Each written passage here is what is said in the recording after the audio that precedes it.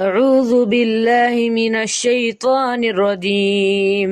ശപിക്കപ്പെട്ട പിശാചിൽ നിന്ന് അല്ലാഹുവോട് ഞാൻ ശരണം തേടുന്നു. وقالوا يا أيها الذي نزل عليه الذكر إنك لمجنون. ആ അവിശ്വാസികൾ പറഞ്ഞു, ഹേ ഉത്ബോധനം അവതരിപ്പിക്കപ്പെട്ടിട്ടുള്ള മനുഷ്യ, തീർച്ചയായും നീ ഒരു ഭ്രാന്തൻ തന്നെ.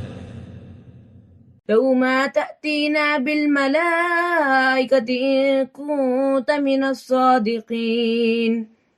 നീ സത്യവാൻമാരിൽപ്പെട്ടവനാണെങ്കിൽ നീ ഞങ്ങളുടെ അടുക്കൽ മലക്കുകളെ കൊണ്ടുവരാത്തതെന്ത്? ما ننزل الملائكة إلا بالحق وما كانوا إذا منذرين.